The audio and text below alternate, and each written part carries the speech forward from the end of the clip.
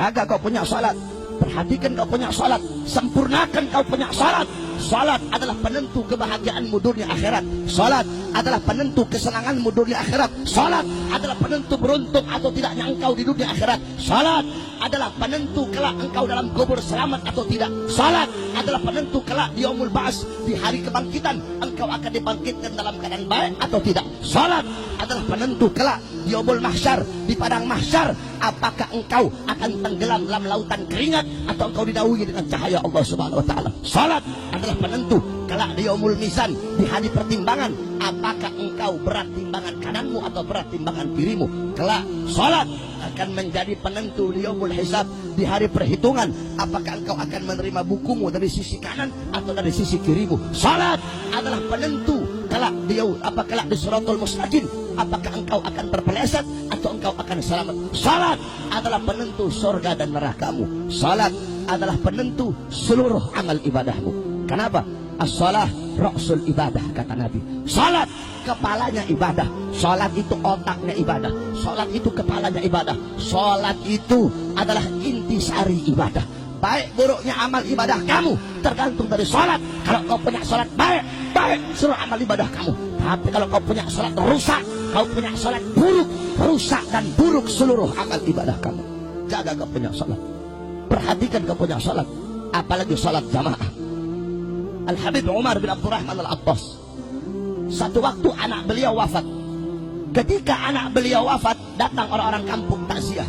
Ketika itu orang-orang kampung datang takziah, apa kata beliau? Sungguh bagi kalian musibah agama adalah musibah yang enteng. Maksudnya apa, Beb? Iya, bagi kalian musibah agama itu musibah yang enteng. Maksudnya apa, Beb? Dijawab, bagi saya terlambat sholat jamaah lebih musibah daripada kematian anak saya sekarang ini. Kenapa? Kematian anak saya ini hanya musibah dunia, sedangkan terlambat sholat jamaah adalah musibah agama. Itu terlambat. Bagaimana kalau engkau meninggalkan sholat lima waktumu dengan sengaja? Oleh karenanya saudara-saudara, dahulukan kau punya sholat, utamakan kau punya sholat. Kita orang-orang sekarang membelakangi sholat, membelakangi Quran, lebih mendahulukan harta, mendahulukan pangkat, mengutamakan jabatan, tahta kekuasaan. Sholat kita belakang, Al-Quran kita belakang, ulama kita belakang, Islam kita belakang, syariat kita belakang. Makanya jangan harap kita akan diberikan kemenangan oleh Allah kalau kau punya sholat belum sempurna. Saudara-saudara, lihat kata-kata saya. Andaikan sholat subuh di masjid-masjid jumlahnya sama pada kayak malam hari ini, demi Allah Islam akan jaya di bumi, di tanah Indonesia. Saudara-saudara, jangan kamu harapkan kemenangan, jangan kita harapkan persatuan dan kemenangan kalau kita belum sempurnakan kita punya salat, kalau kita masih sering meninggalkan salat lima waktu kita. Salat adalah pengerat, salat adalah pemersatu umat. Oleh karena itu, jaga kau punya salat. Qala Rasul sallallahu alaihi wasallam, "Idza 'azzamat ummatid dunya, nuzi'at minha haibatul Islam." Apa kata Nabi? Jikalau umatku lebih mengutamakan dunia, lebih mendahulukan harta, pangkat, jabatan, tahta, kekuasaan, salat dibelakangi, akhirat dibelakangi, apa kata Rasul?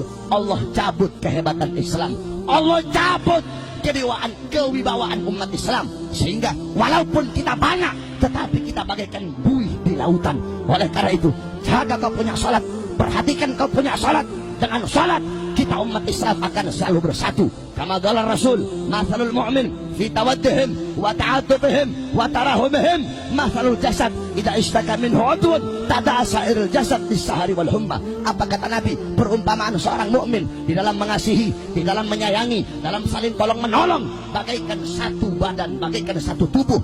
Apabila ada satu anggota tubuh yang merasakan sakit, seluruh badannya akan merasakan demam, seluruh badannya akan merasakan sakit. Oleh karena itu, saya serukan kepada seluruh umat Islam, siapapun, yang tua yang muda, yang kaya yang miskin, ulama sampai umat, pejabat sampai rakyat, wahai umat Islam, bersatulah, rapatkan barisan, rebut kejayaan Islam di tanah air Indonesia. Saudara-saudara,